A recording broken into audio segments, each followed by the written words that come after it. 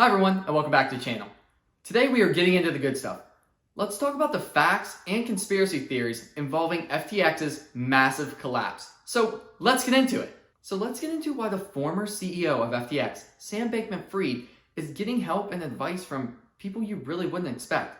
Number one, we have Kevin O'Leary, a paid spokesperson for FTX, coming to his aid and saying how he's a genius. Sam really did the right things and he just got in a bad situation. I don't think that's necessarily the case, but do your own research, get your own opinion. Then we have Sam Levine, a journalist over at Bloomberg, and let me read you a quote from him. I don't want to minimize the likelihood of international fraud and theft.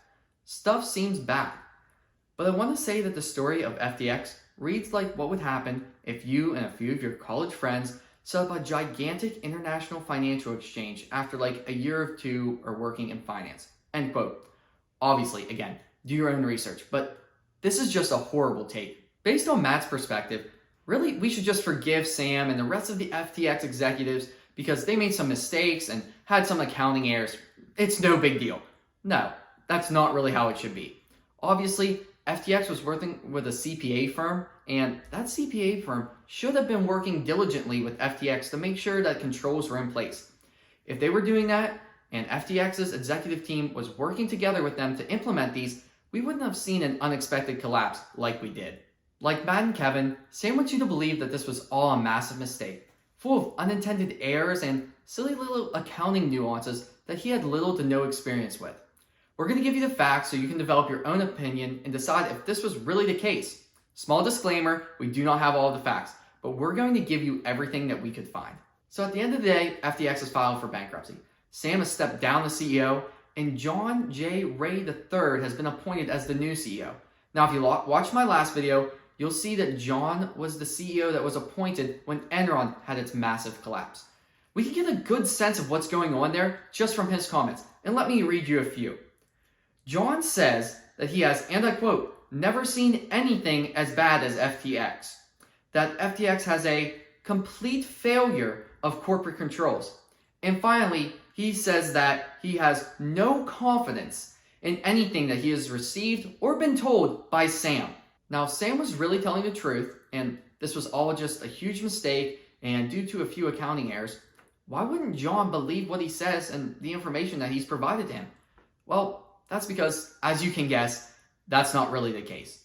Sam hasn't been truthful and is probably trying to do a CYA as he exits the building.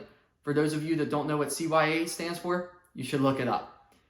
This is because it's been a mess and he wants it to be a mess. That way it's harder for people to understand and to shift through and to try and understand what was going on at FTX. Some more facts for you.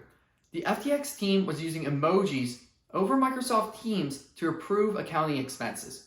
Then these messages were being deleted after a short period of time. Now, I'm going to be honest with you.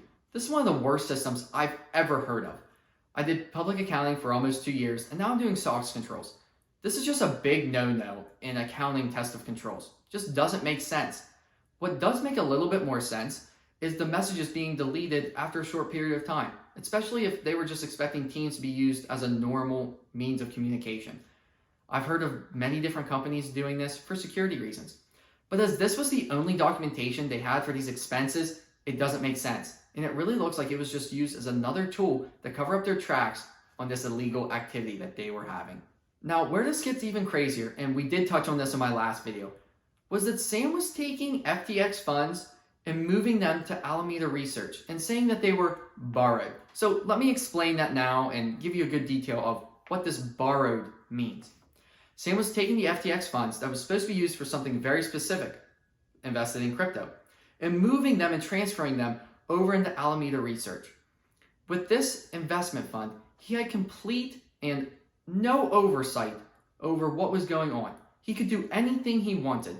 So he was taking these funds, investing them through Alameda, and then saying that they were borrowed. In all reality, they weren't borrowed. They were being used as his personal piggy bank. And that's why I'm seeing this as a Ponzi scheme.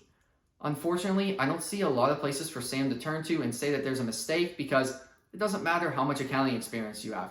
You should know that you can't take funds that were specifically supposed to be used for one thing, move them over into a completely different entity, and use them for something else. It makes no sense, and I don't see how he's going to get out of that. Now, this next part is a little bit of a theory, but a lot of facts, so I want to present it to you. But just to give some light on why Sam was doing this with Alameda Research, and it wasn't just to make him more money personally, it was actually to help FTX grow. So what they were doing was they were taking the FTX funds, moving them to Alameda Capital, and then they were going and investing these funds in cryptos that FTX was about to promote. Then, when these cryptos got onto the FTX platform, they would rise instantaneously because of the platform's power to give people the instant buy, sell, or trading access that they needed. FTX then would report the gains from Alameda, show these huge returns, and that's how they were able to give that 8% return that all the other YouTubers were promoting to you. Now, just a small aside, something very similar to this was happening at Coinbase. Make sure you do your own research and check out that. But these people, what happened to them? Well, they went to jail because that's how bad this is and how serious this is to take money from an institution and move it over to another one and use it incorrectly. This is wrong, illegal, and Sam should have known better. All of these issues could have been caught, but FTX had a system in place for there to be backdoors that allowed the C-suite of FTX to hide all of these features. Again, I just find it really hard to find that any of this was a mistake. Obviously, mistakes do happen, and they will happen. Also, people can take advantage of the system without it being illegal. That's nothing I frown upon, and I think it's good entrepreneurial mindship. So I like to keep that up.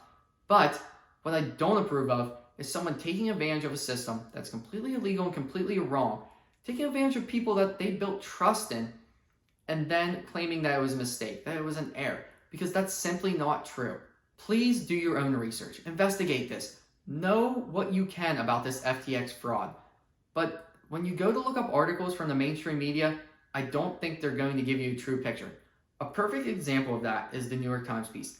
It says here that the Alameda Capital Research Group took out a large margin position in FTX. And that's simply not true. They went and took money illegally and stole it from investors. That is called theft. That is not a margin position. So again, I want you to do your own research, but here in this channel, we're trying to give the true facts, stuff that nobody else is saying. So make sure you're reading with caution and looking into things deeply before you just believe what's printed on the piece of paper.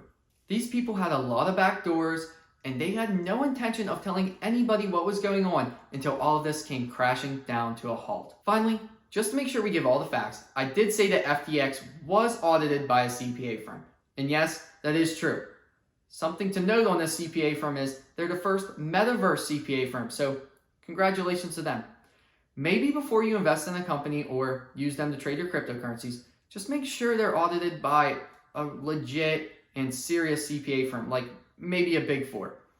This was all their fault as well, along with the C-suite at FTX.